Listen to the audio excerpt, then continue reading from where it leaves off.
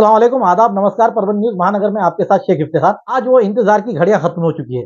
महाराष्ट्र में विधानसभा चुनाव क्षेत्र लग चुके हैं और विधानसभा चुनाव क्षेत्र में जिसमें 96 परभनी विधानसभा चुनाव क्षेत्र से जो भावी आमदार के तौर पर, भावी विधायक के तौर पर जो नाम आ रहे थे, वो नाम आज यानी कि 29 अक्टूबर 2024 के आज 3 बजे सभी के पैकेज में बंद हो चुके हैं प्रशासन के दायरे में। जिसमें हमने ये बात आपको इसलिए बता रहे हैं कि जो हमारे पास चुनाव आयोग ने जो हमारे पास चुनाव लगाए हैं, वो चुनाव के दौरान जिस तरीके से भावी आमदारों की लिस्ट आ रही थी, जिसमें दर्जनों लोग खड़े की उम्मीद लगाई गई थी, लेकिन आज हम ये देखते हैं कि आज जिसमें किस तरीके से लोगों ने उम्मीदवारी अर्ज दाखिल किया और अर्ज खरीदे।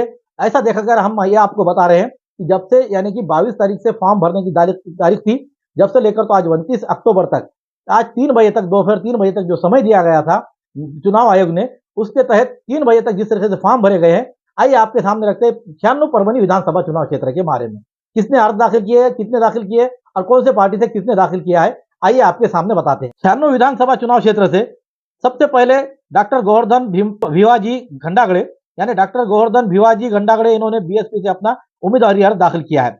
उसी के साथ साथ राजकुमार पुरभाजी एंगड़े, इन्होंने भी बीएसपी से अपनी उम्मीदवारी दाखिल की है। उसी साथ अब्दुल पाशा अब्दुल गफार कुरैशी, इन्होंने इंडिपेंडेंट भी भरा है। राष्ट्रीय कांग्रेस पार्टी यानी कि अजीत दादा गढ़ से भी अपना फॉर्म दाखिल किया है और बीएसपी से भी अपनी उम्मीदवारी दाखिल की है। इसके अलावा मोहम्मद गौस मोहम्मद अमीर, इन्होंने ऑल इंडिया मजलिस इत्तेहादुल मुस्लिमीन और एक निर्दलीय उम्मीदवार के तौर पर 2 अर्ज दाखिल किए हैं। अब्दुल रजाक अब्दुल रहमान, इन्होंने निर्दलीय उम्मीदवारी अर्ज दाखिल किया है। महमूद खान, ये कांग्रेस के नगर सेवक रहे हुए, इन्होंने भी अपना निर्दलीय उम्मीदवार दाखिल किया है। सैयद अतीकुर रहमान, इन्होंने इंडियन नेशनल कांग्रेस और निर्दलीय उम्मीदवार दाखिल किया है। उसी तरह से संप्रिया राहुल पाटिल, इन्होंने एक आजाद उम्मीदवार के तौर पर और एक शिवसेना उद्धव बाला साहब ठाकरे, इनके पक्ष से जो तो अपनी उम्मीदवारी दाखिल की है। राहुल वेद प्रकाश पाटिल, इन्होंने भी शिवसेना उद्धव बाला साहब ठाकरे पक्ष से अपनी उम्मीदवारी दाखिल की है।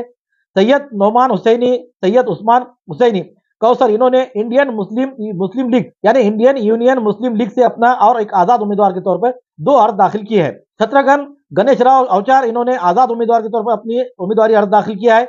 गोविंद रामराव देशमुख, इन्होंने भी आजाद उम्मीदवार के तौर पर अपना उम्मीदवारी अर्ज दाखिल किया है। त्रिंबक देवीदास पवार, आजाद उम्मीदवार के तौर पर और मराठवाड़ा मुक्ति मोर्चा, ऐसे इन्होंने 2 अर्ज दाखिल किए हैं उम्मीदवारी के।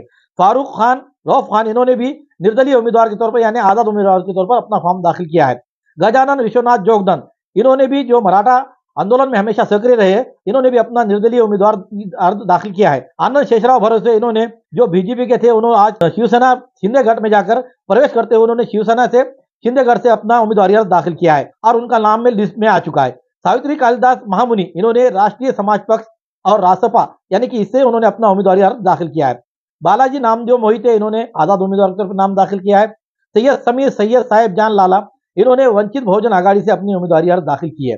नासिर शरीफ शेख, इन्होंने नेशनल कांग्रेस पार्टी यानी अजीत दादा गढ़ से इन्होंने अपनी उम्मीदवारी दाखिल करते हुए एक निर्दलीय तौर पर भी उन्होंने अपना उम्मीदवारी अर्ज दाखिल किया है। किशोर शंकर, इन्होंने अपना निर्दलीय उम्मीदवारी के तौर पर अपना उम्मीदवारी अर्ज दाखिल किया है। अली खान मोइन खान, इन्होंने भी आजाद उम्मीदवार के तौर पर अपना उम्मीदवारी अर्ज दाखिल किया है। उन्होंने ये कहा है कि मराठा योद्धा जरांगे पाटिल, इन्होंने कहने पर ही मैंने आज उम्मीदवारी अर्ज दाखिल किया है। ये हमारे न्यूज परभनी महानगर को जवाब देते हुए उनका। इसी के साथ सुरेश लक्ष्मण राव बंसोड़े, इन्होंने भी आजाद उम्मीदवार के तौर पर अपनी उम्मीदवारी दाखिल की है। विजय अमरदास राव जी वरपुड़कर, इन्होंने एक बीजेपी के उम्मीदवारी दाखिल की और दूसरा आजाद के तौर पर एक उम्मीदवारी अर्ज दाखिल किया है। एडवोकेट अफजल बेग, इन्होंने निर्दलीय तौर पर अपना उम्मीदवारी अर्ज दाखिल किया है। पठान रिजवान खान, इन्होंने AIMIM यानी कि ऑल इंडिया मजलिस इत्तेहादुल मुस्लिमीन, इस पक्ष से जो तो अपनी उम्मीदवारी अर्ज दाखिल की है। उसी के साथ देशमुख रमेश सदाशिव, इन्होंने आजाद उम्मीदवार के तौर पर अपनी उम्मीदवारी अर्ज दाखिल की है। एडवोकेट इम्तियाज खान आजम खान AIMIM और निर्दलीय उम्मीदवार के तौर पर उन्होंने आज अर्जी दाखिल की। अशोक किशन राव खरात, इन्होंने BSP से अपनी उम्मीदवारी दाखिल की है। अतीश बापूराव गरड़, इन्होंने निर्दलीय उम्मीदवार यानी आज़ाद उम्मीदवार के तौर पर फॉर्म दाखिल किया है। जाफर खान मूसा खान, इन्होंने भी BSP के उम्मीदवार के तौर पर अपना नामांकन पत्र दाखिल किया है। शेख रफ़ीक अहमद, इन्होंने आज़ाद उम्मीदवार के तौर पर नाम दाखिल किया है। सैयद फारूक अली, इन्होंने आज़ाद उम्मीदवार के तौर पर नाम दाखिल किया है। रविंद्र गोविंदराव सोनकांबळे, इन्होंने आज़ाद उम्मीदवार के तौर पर नाम दाखिल किया है। अनिता रविंद्र सोनकांबळे, जो परभनी महानगर पालिका के अनुसूचित जाति यानी SC समाज से कांग्रेस पार्टी के प्रथम महापौर बने हुए अनिता रविंद्र सोनकांबळे, इन्होंने भी अपना नामांकन पत्र दाखिल किया है। 96 परभनी विधानसभा चुनाव क्षेत्र से कुल आज तक 93 उम्मीदवारों ने 150 नाम निर्देशन अर्ज वितरित किए गए थे। उसमें से आज तक 46 उम्मीदवारों ने अपने 59 नाम निर्देशन अर्ज दाखिल किए हैं। परभनी विधानसभा चुनाव क्षेत्र से आज उम्मीदवार आमदार के तौर पर, विधायक के तौर पर इन लोगों ने अर्ज दाखिल किया है। लेकिन इसमें आपको ये बात बता दूं मैं कि गठबंधन जो है, यहाँ कहीं पर भी गठबंधन दिखाई नहीं दे रहा है। ना ही महाविकास आघाड़ी में गठबंधन दिखाई दे रहा है, ना महायुति के में जो है तो युति दिखाई दे रही है। इन लोगों के पदाधिकारी है, पार्टियों के पदाधिकारी है, उन्होंने इसमें नाम निर्देशन अर्ज दाखिल किए। अब इन नाम निर्देशन दाखिल करने की वजह से आज इन पक्ष को जो खड़े हुए उम्मीदवार है, उनको किस तरीके से इनको इसमें कुराड़ी बैठेंगी इनके उम्मीदवारों के वोटरों की, या फिर इनको इनके जो है तो मन धर्मी है, हट धर्मी है, उसे हटाकर पक्ष श्रेष्ठी इनको एक जगह लाकर इनके फॉर्म वापस लेंगी। इसके लिए समय दिया गया है 4 तारीख तक।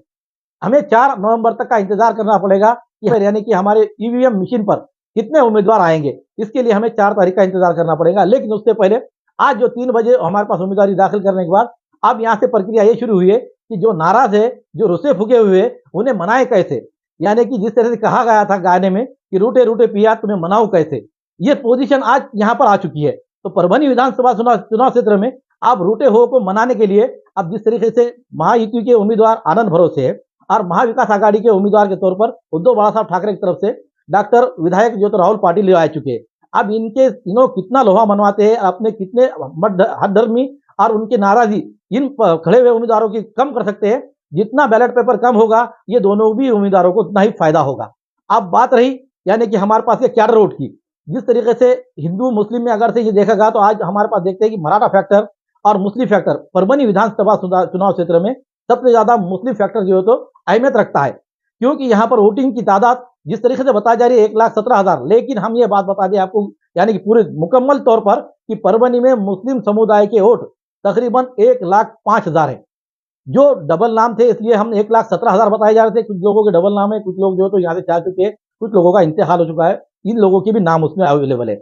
इसी तरीके से हम देखेंगे ओबीसी समाज का कैडर, इसमें भी वोटर का ये बहुत बड़ी अहम भूमिका रखता है। लेकिन जैसा जरांगे पाटिल ने बात बताया कि मराठा यानी एमएम कार्ड यानी मराठा मुस्लिम कार्ड अगर से खेला जाए तो यहाँ से उम्मीदवार निकल सकता है। अब यहाँ पर यह देखा जाएगा कि महाविकास आघाड़ी से भी जो तो मराठा उम्मीदवार है और महायुति से भी मराठा उम्मीदवार है। आज ये पोजीशन आ चुकी है परभनी विधानसभा चुनाव क्षेत्र के सेकुलर उम्मीदवारों वोटरों की कि उनको दोनों भी शिवसेना के ही उम्मीदवारों को देना है। अब ये दोनों में किसको चुनना है ये हमारे मतदाताओं पर डिपेंड करता है। इसके लिए हमें 4 तारीख की इंतजार करना पड़ेगा, क्योंकि अब इसमें से बैलेट पेपर पे से जो नाम आज उम्मीदवारों ने दाखिल किए वो कितने कम होंगे, उसके बाद से हमारा बैलेट पेपर ईवीएम मशीन पे हमारे कितने नाम आएंगे, उस पर हमें ये निर्भर करना है कि हमारा उम्मीदवार कैसा हो और वो विकास विमुख हो। जिस तरीके से हम बात करते हैं कि खाली आज 20 साल से यहाँ पर जिस तरह से लगातार बता रहे 30 साल से आज यहाँ शिवसेना चुनकर आती है। अगर से एक उम्मीदवार के पास अगर से एक आमदार विधायक और जो खासदार सांसद इनके अगर से फंड देखा जाए तो साल में कितने आते हैं, ये सवाल मैं आप जनता पे छोड़ रहा हूं कि इनके अगर से करोड़ों में अगर से फंड आते हैं तो फिर परभनी का विकास ऐसा भकास के हिस्सा क्यों दिखता है। अफसोस की बात है। दूसरी बात, कांग्रेस ने महानगर पालिका को अपने हाथ में लिया। कांग्रेस के 5 साल में यहाँ पर पूरी तरीके से नस्त नाबूद शहर दिखाई देता है। हर वार्ड में देखिए, यहाँ तक विशेष कर पर आपको ये बात बताऊं कि मुसलमान ये चाहता था कि मुसलमान को उम्मीदवारी दे, लेकिन भाइयों मैं ये बात बताना चाह रहा हूं मैं अफसोस के साथ कि मुसलमान उम्मीदवारी ज्यादा चुनकर आए हुए महानगर पालिका में, इसके बावजूद हमारे वार्डों की संख्या देखो कैसी है, हालात कैसी है।